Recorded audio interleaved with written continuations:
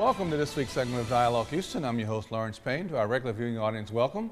To those joining us perhaps for the first time for HCC's TV Dialogue Houston, we're here now every Tuesday and Thursday at 6 a.m. and again at 6 p.m. and on Saturday afternoons at 3 p.m.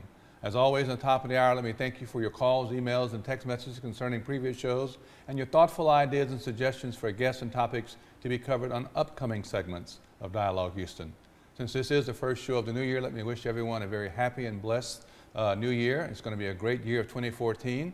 Also want to say that it is great to be with you. This starts in this January of this year, starts our 16th year of bringing you Dialogue Houston here on HCC's TV. It is their and our community affairs and public affairs show, and we're very grateful and thankful to all of you, our viewing audience, who comments and stays in communication with us throughout the years, and appreciate the wonderful greeting cards that we had over the holiday period. So I want to thank you for all of those also. I have a very special show lined up for you today and different segments. We're going to be looking at, first of all, since we are here at ACC and we're starting a new year, we're going to be featuring one of our own, one of our ACC student graduates, who is also now a graduate of the University of Houston in communications, and a face and a name that many of you who follow HCCTV will be familiar with. And to those of you who have not, we get to introduce you to her on this show. And so I'm very happy and proud to have our own Brittany Wilmore with us. Hey, Brittany, how are you? I'm doing well, Larry. How are you? And if she looks familiar, she is the host of The Hype on HCCTV. It is It Art Yet? And Up to the Minute. So tell us, you've been now, I guess, in many ways informed, part of HCC's family, extended family, as a student, as an intern in many capacities. Tell us how you have seen your transition through HCC and now on to college and et cetera. Well, first off, let me say it's interesting to be on this side as a guest. Normally, I'm asking all of the questions and having people think, well, what do I say? Exactly. So now I'm on that side, but I guess everything has to come full circle. Well, when I started here, I didn't know anything about television. I just wanted to get my foot in the door because, as you mentioned, my major is communications or broadcast journalism. Right. And I just wanted to get that experience.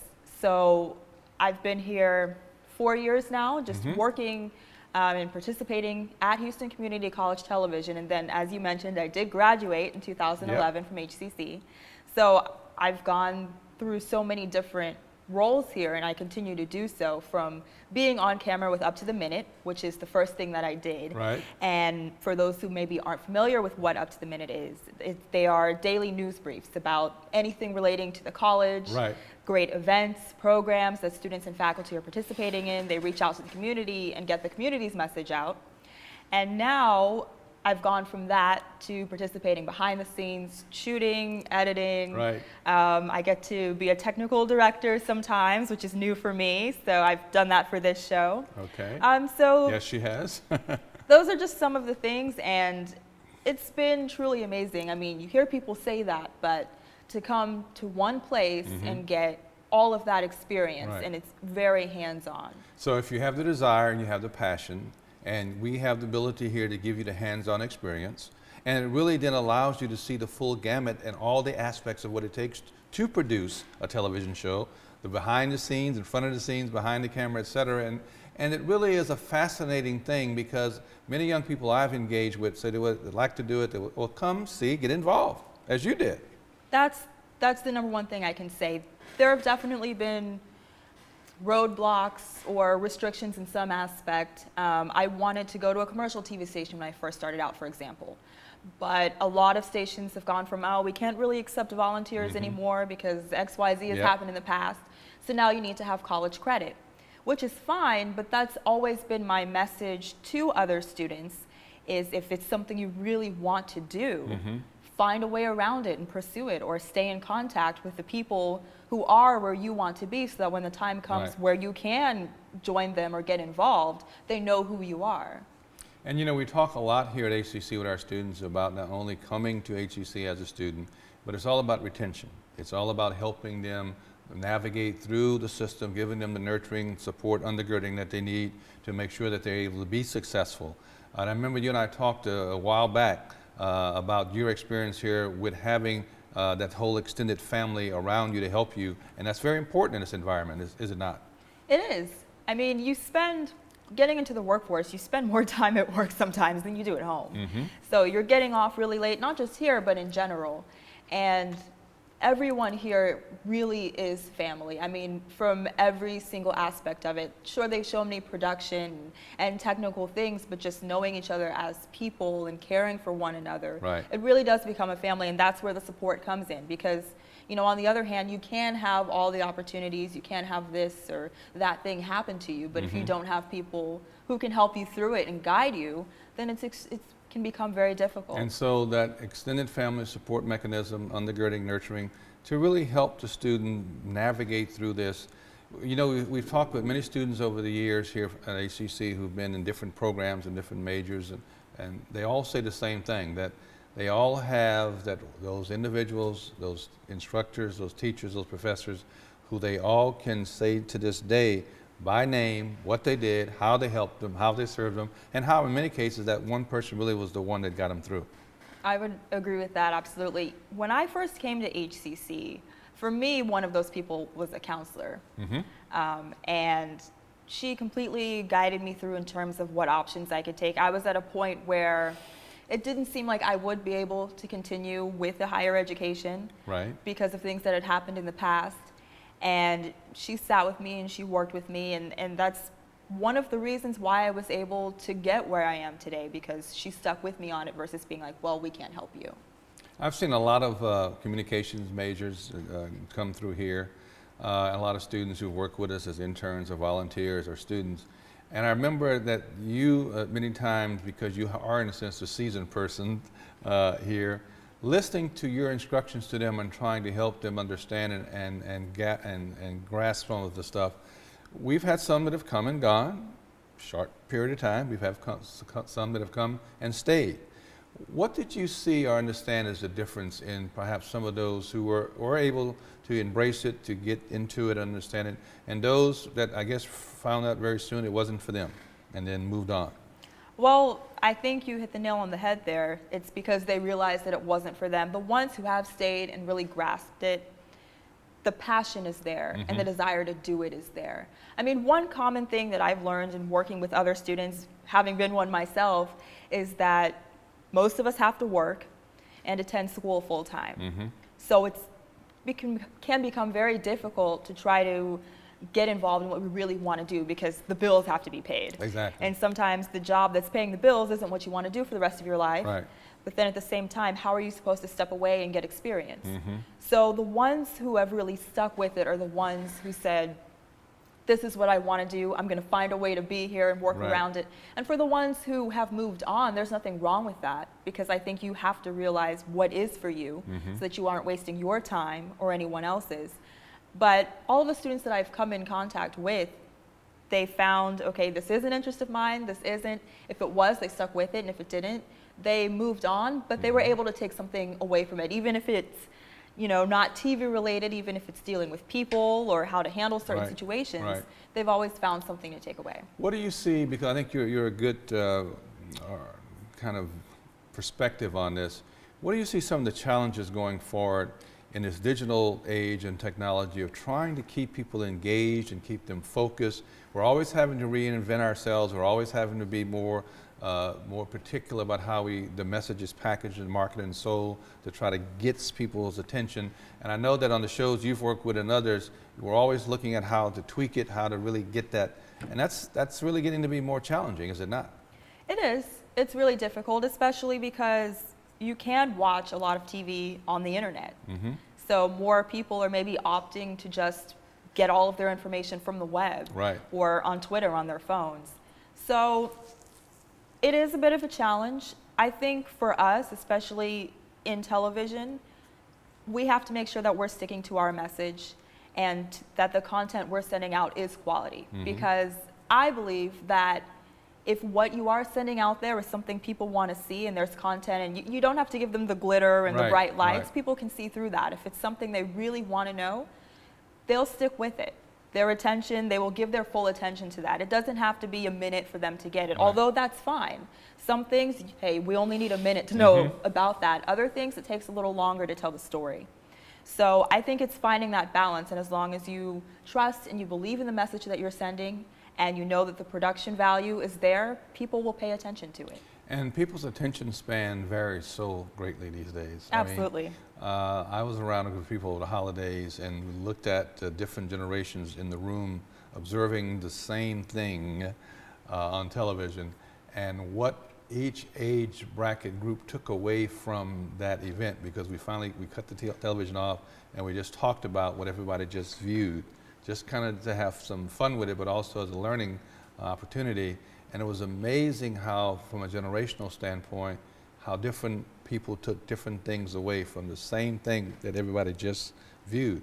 So I think that's part of the challenges too, that you really have to look at people's way of learning, preferred way of getting information and learning, and as you said, make it relevant, make it important, make it something that has value, that adds value to their life and to their understanding of events around them. And I think that's really the key. And we don't see a lot of that sometimes. No, we don't. But again, I think that's what makes something long lasting. And you hit on it there, is the value. Yeah. What are they getting out of what they're seeing? Because we're trying to educate. I mean, I think the thing about, I always take very seriously the charge that goes with doing even this kind of show or any of the shows, that part of that responsibility is we're trying to educate and add value and give them something to perhaps inspire them, for them to think about, reflect on, that maybe they hadn't looked at or hadn't heard before, hadn't really focused on. So I take that responsibility personally as something that you say you have to give, something that really gives them the meat of the matter. Because with the fluff, you can get the fluff anywhere with no value. Well, we are almost out of time, as you know how these things work. But so let's talk about, before we have to go, where do you see broadcast media and journalists going? Where do you see it going? I mean, it's the technology age is so, to me, taking over everything. And I'm not a tech person. Y'all already know this. And so I'm trying to always just keep up a little bit, but knowing that there's a lot of young people around me who can do it better than I, who've embraced it. And people are developing relationships, they tell me, more this way than face to face, and time spent eyeball to eyeball. And I wonder about that sometimes. The quality of those relationships. Can you really depend on those people? Are they trustworthy many times? You don't really know sometimes. And I think it's a different way of looking at how we engage with each other. Well, and I don't want to lose that person-to-person interaction that we have. It's funny because a friend of mine posted this picture on Facebook, which I'm sure many people are familiar with. Right. But it was two people at the bus stop, and they were each on their phone. Whereas in the past, maybe someone would be like, "Hey, how are you? You know, you don't need to know their conversation. Right. Maybe even get to really know each other. Who knows? Right. On a long bus even ride. if you don't know their life story, Right. the fact is you have another human being standing next to you. Right. So I personally don't want to see that lost either. I am an avid social media user myself, but at the same time, there are just things that you get to know about a person. You can tell more about a person from having their face-to-face interaction. And as far as how far broadcast media will go or the direction that it's going, I think it'll continue to go in the way of the web and the internet as it is. But I don't think it should be lost on it that people do still appreciate longer format programs. If you look at Netflix, you know, they have their own programming now, and sure, it's on the internet, but it's still a long 30-minute to 1 hour show that people can still appreciate. So I think if anything, they're just going to continue to converge, and we'll just have to find different ways to use those mediums to get the message out. Well, I think you said it well. It's not an either or, it's a both and. And I think we sometimes forget about the both and because we get so dependent on things like this. And again, the holidays was a good time because things slowed down, there were breaks, and so people had a lot of chance to have conversations. And one of them I remember overhearing was actually after a church service, that people are really concerned many times about, as I said earlier, the quality of those relationships built on mutual trust and respect, where you can depend and rely on each other. And one of them made a great suggestion. They said, well, yeah, maybe you start the relationship on Facebook or texting, but why don't you make a face-to-face appointment? Why don't you just say, wait, time out. Can we have breakfast? Can we have lunch? Can we have a meal together? Can we have coffee together? And just finally sit and meet and talk, and then develop a little further and deeper in that relationship so that you can now, at least as the old people used to say, that the eyeballs are the windows of the soul. That I have to see your eyes, I have to hear the intention and intention in your voice and tonality inflection in your voice. I have to be able to look at you face to face, eyeball to eyeball, And that makes a big difference in how I deal with you and how I relate with you. Because we don't say things the same way, either on Right. phone or in writing or email. And That I we find we say sometimes face to face. in texting, you want to send something, but because they can't hear you say it, it could come off wrong. Right. You know, something that's not supposed to be mean or ugly could sound that way simply because they can't hear it in your voice, Yeah. like you said, that inflection. Or if you are talking to someone, you want to find out how genuine they are. You can't read their verbal cues or their nonverbal cues because you're using the And telephone. I got one last year that I thought was just a classic. I kept it for a long time and finally got somebody to actually take it and print it off. It was a message that had a negative tone to it, but at the end of the message they put a smiley face. And I said, well, these two don't go together at all. But nonetheless, that's what people are doing. Let me ask one other before we have to go. In the next phase of you're looking at your career and others who are kind of transversing around the same time you are, what are some of the conversations y'all are having about the future, the job market, the workforce? Because you hear so much now about the challenge for many graduates once they graduate to really find that first job and find the employment that gives them a niche in their career, in their passion. How does those conversations going with your peers? Well, I think you've mentioned it before, and I know we've talked about it on other shows, but networking. Mm-hmm. And that's actually the conversation I've had with a lot of my friends, because if you want to have that job lined up before you leave school, Right. you can't wait until after you've left That's for school sure. to start thinking about it. Yep. You have to meet people in that industry and get to know them and build a relationship with them so that by the time you do graduate, it's like, oh, okay, I remember Brittany. There we She go. does X, Y, Z. So that's one major thing that we're talking about. All right, we got to get out of here, unfortunately. You know well how it works. I want to thank our own Brittany Wilmore for being with us. You can see her and catch her on The Hype and Is It Art Yet?